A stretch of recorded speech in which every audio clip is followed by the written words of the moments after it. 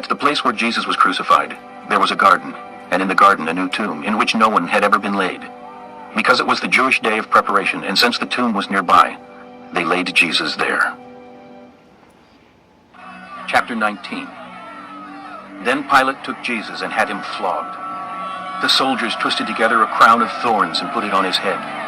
They clothed him in a purple robe, and went up to him again and again, saying, "Hail, King of the Jews!" And they struck him in the face. Once more, Pilate came out and said to the Jews, "Look, I am bringing him out to you, to let you know that I find no basis for a charge against him." When Jesus came out wearing the crown of thorns and the purple robe, Pilate said to them, "Here is the man." As soon as the chief priests and their officials saw him, they shouted, "Crucify! Crucify!" But Pilate answered, "You take him and crucify him. As for me, I find no basis for a charge against him." The Jews insisted, "We have a law, and according to that law he must die, because he claimed to be the Son of God." When Pilate heard this, he was even more afraid, and he went back inside the palace. "Where do you come from?" He asked Jesus, but Jesus gave him no answer. "Do you refuse to speak to me?" Pilate said, "Don't you realize I have power either to free you or to crucify you?" Jesus answered, "You would have no power over me if it were not given to you from above. Therefore, the one who handed me over to you is guilty of a greater sin." From then on, Pilate tried to set Jesus free, but the Jews kept shouting, "If you let this man go, you are no friend of Caesar. Anyone who claims to be a king opposes Caesar." When Pilate heard this, he brought Jesus out and sat down on the judge's seat at a place known as the Stone Pavement, which in Aramaic is Gabbatha. It was the day of preparation of Passover week, about the 6th hour. "Here is your king," Pilate said to the Jews. But they shouted, "Take him away! Take him away! Crucify him!" "Shall I crucify your king?" Pilate asked. "We have no king but Caesar." The chief priests answered. Finally, Pilate handed him over to them to be crucified. So, the soldiers took charge of Jesus. Carrying his own cross, he went out to the place of the skull, which in Aramaic is called Golgotha. Here they crucified him, and with him 2 others, one on each side, and Jesus in the middle.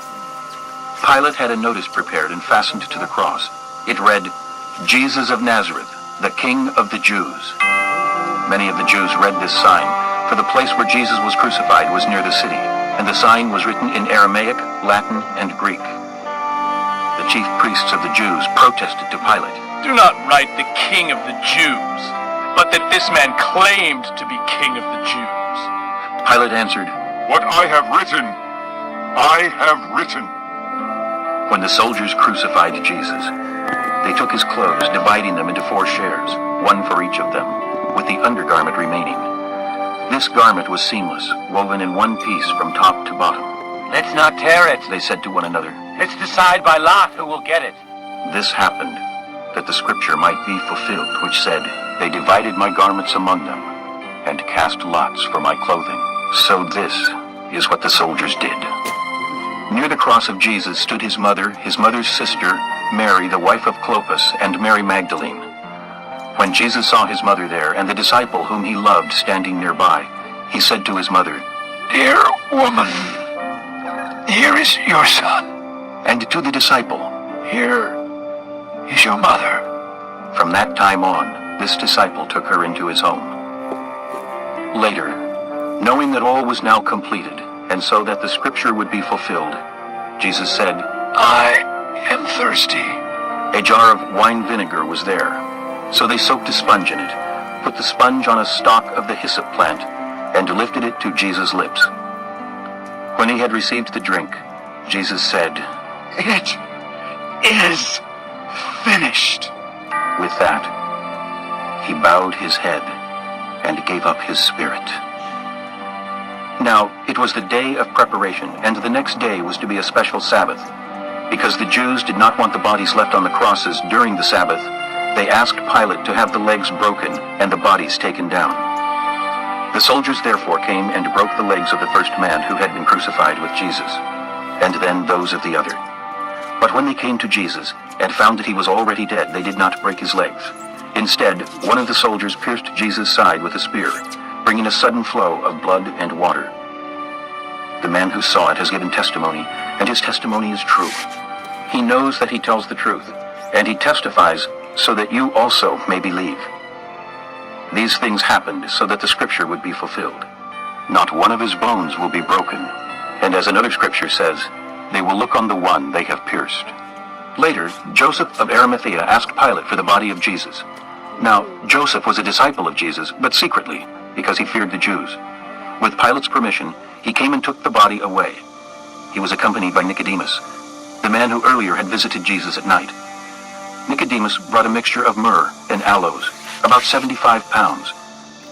Taking Jesus' body, the two of them wrapped it with the spices in strips of linen.